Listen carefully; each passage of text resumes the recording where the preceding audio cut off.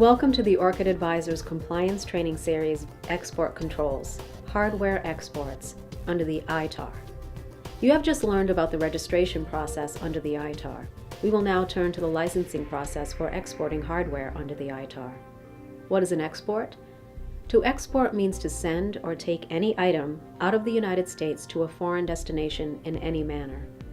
An item can be commodity, software, technology, technical information, blueprints, design plans. An export can take many forms and may not be immediately obvious. For example, an export can be permanent or temporary. It can be a gift. Money does not have to change hands, and it does not have to involve an article made in the U.S. Some exports may not be immediately obvious. For example, oral or visual disclosure to a foreign person is an export, even when such disclosure occurs in the U.S. This is called a deemed export because the information or article is deemed to be exported to the home country of that foreign person. In other words, you may be engaging in an export in your own facility, depending on to whom you are talking or giving something. Exports can take the form of electronic transmissions, such as email and faxes, presentations, telephone discussions, meetings, webinars, plant tours, and even downloads from an internet site. In addition, performance of a defense service on behalf of or for the benefit of a foreign person is also an export, regardless of where it occurs. Types of export licenses. The license requirements and exemptions for exporting and temporarily importing defense articles are in Part 123 of the ITAR. A State Department license authorizes exports of defense articles, defense services, and technical data. Let's focus on licenses for hardware or defense articles. Some general points about a State Department license. The license will always be limited to what was actually requested and approved, and sometimes it may even be more limiting if provisos are issued. The license term is generally 4 years unless limited by proviso. Applications must be submitted electronically through D-Trade. There are 4 types of licenses to export hardware. 1. DSP-5. This is the license to permanently export unclassified defense articles. 2. DSP-61. This license is to temporarily import unclassified defense articles. 3. DSP-73. To temporarily export unclassified defense articles. 4. DSP-85.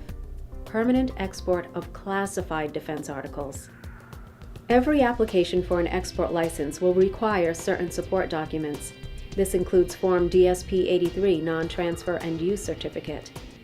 The foreign consignee, foreign end user, and foreign government certify they will not re-export, resell, or dispose of the article outside of the country identified on the form.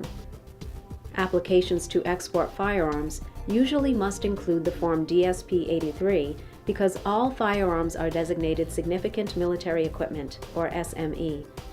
There is an exception to this when the application is to export 50 or less of certain types of firearms, for example, semi or non-automatic. Please consult DDTC guidelines for more information on this topic. Purchase documentation from the ultimate end user. This must be in the form of a firm order. It cannot be speculative.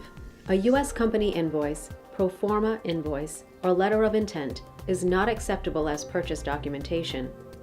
The purchase order must also be addressed to export license applicant and must identify the end user and end use.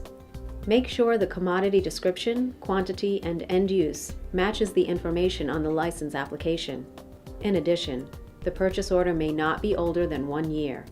The import permit may only be used once. In other words, the destination country's import authorization must be fulfilled in one license.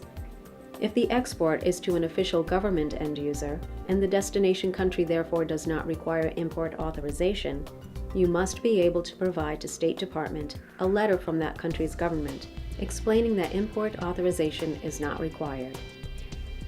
The State Department requires import permits from all destination countries that are part of the Organization of American States, OAS, or the Economic Community of West African States.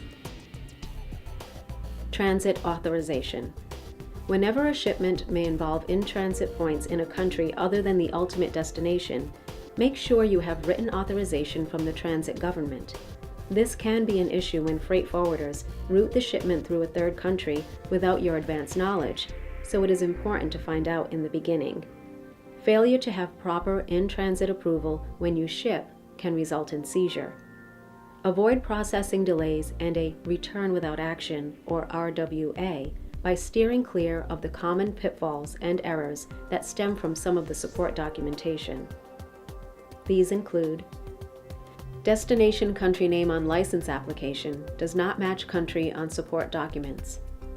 No purchase order or letter of intent. Value on the license differs from the value on the purchase order or letter of intent. Quantity on license exceeds purchase order. No DSP 83 for significant military equipment. Failure to undertake due diligence of parties. Congressional notification. Certain exports require DDTC to notify Congress before approving a license application. Unfortunately, this process can add significant time to a license application pending before DDTC. Depending on the transaction, the time involved in the congressional notification process could add several weeks to several months to the overall processing time of an application. License applications involving firearms must be notified to Congress when the value is $1 million or higher. Exports of defense articles other than firearms trigger the congressional notification requirement when the value of the defense articles is $50 million for exports to non-NATO member countries, or $100 million for exports to NATO member countries, Australia, Japan, New Zealand, or South Korea. For more information on DDTC licensing guidelines, we recommend you visit their website at pmddtc.state.gov. Thank you for watching this segment of our video training series. Viewers are encouraged to seek professional advice prior to assessment, implementation, or execution.